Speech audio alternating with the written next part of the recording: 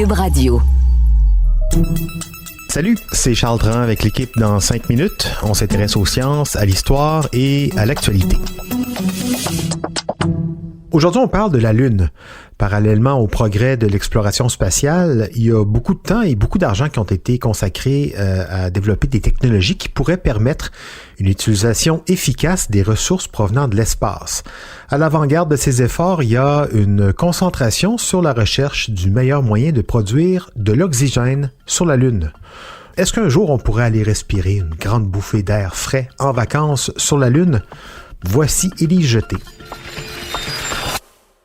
La surface de la Lune contient suffisamment d'oxygène pour maintenir des milliards de personnes en vie pendant 100 000 ans.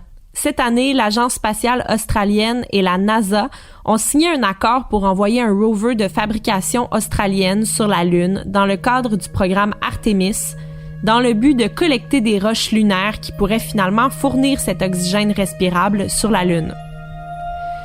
Même si la Lune a une atmosphère, elle est très mince et composée principalement d'hydrogène, de néon et d'argon.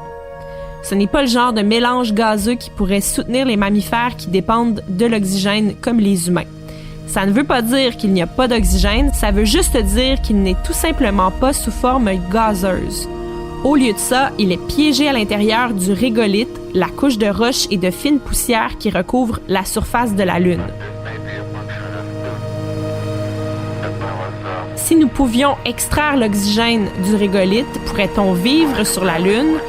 Pas nécessairement.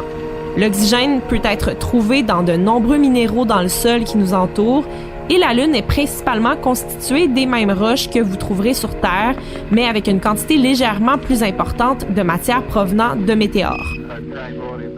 Mais il y a quand même une mine d'or, d'oxygène sur la Lune.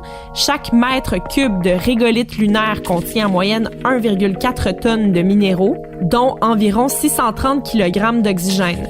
Selon la NASA, les humains ont besoin de respirer environ 800 grammes d'oxygène par jour pour survivre. Donc, 630 kg d'oxygène maintiendrait une personne en vie pendant environ 2 ans. Supposons maintenant que la profondeur moyenne du régolithe sur la Lune soit d'environ 10 mètres et que nous puissions en extraire tout l'oxygène. Cela signifie que les 10 premiers mètres de la surface de la Lune fourniraient suffisamment d'oxygène pour soutenir les 8 milliards d'habitants de la Terre pendant environ 100 000 ans. Mais c'est pas si simple que ça. Des minéraux tels que la silice, l'aluminium et les oxydes de fer et de magnésium dominent le paysage lunaire. Tous ces minéraux contiennent de l'oxygène, mais pas sous une forme à laquelle nos poumons peuvent accéder. Sur la Lune, ces minéraux-là existent sous différentes formes, notamment la roche dure, la poussière, le gravier et les pierres recouvrant la surface. Ce matériau est le résultat des impacts de météorites qui se sont écrasés sur la surface lunaire au cours d'innombrables millénaires. Certaines personnes appellent la couche superficielle de la Lune « sol ». Mais John Grant, qui est spécialiste en sciences du sol à la Southern Cross University, explique dans le magazine numérique The Conversation qu'il hésite pour sa part à utiliser ce terme-là. Le sol tel que nous le connaissons est pour lui une chose assez magique qui n'existe que sur Terre. Il a été créé par une vaste gamme d'organismes qui ont travaillé le régolithe pendant des millions d'années. Ne s'appelle pas sol qui veut, hein? Le sol de la Terre est imprégné de caractéristiques physiques, chimiques et biologiques remarquables qui est le résultat d'une accumulation. Pendant ce temps, les matériaux à la surface de la Lune sont essentiellement du régolithe sous sa forme originale et intacte. On a des millions d'années d'avance là-dessus sur Terre.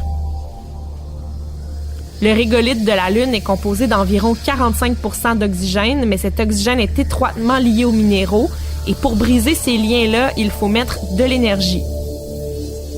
On peut faire cette brisure grâce à l'électrolyse. Sur Terre, ce processus est couramment utilisé dans la fabrication, par exemple pour produire de l'aluminium. Un courant électrique traverse une forme liquide d'oxyde d'aluminium via des électrodes pour séparer l'aluminium de l'oxygène. C'est un processus assez simple, mais il y a un hic, c'est très gourmand en énergie. Il faudrait que le procédé fonctionne avec une énergie déjà disponible sur la Lune, comme l'énergie solaire, et l'extraction de l'oxygène du régolithe nécessiterait également un équipement industriel important.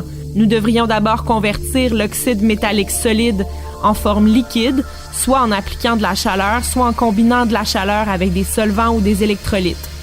Nous avons la technologie pour le faire sur Terre, mais déplacer cet appareil vers la Lune et générer suffisamment d'énergie pour le faire fonctionner serait un défi de taille.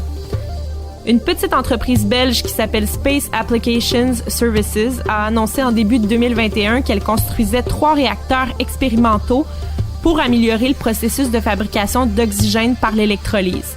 L'objectif serait d'envoyer la technologie sur la Lune d'ici 2025 dans le cadre de la mission d'utilisation des ressources in situ de l'Agence spatiale européenne. Un petit pas pour l'homme et une grande respiration pour l'humanité. Ouais, une respiration conditionnelle à beaucoup d'efforts et d'innovation encore.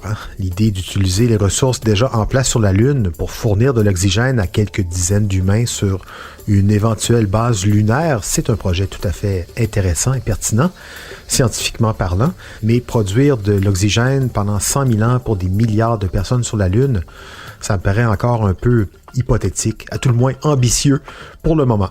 Merci Élise Jeté, c'était en 5 minutes.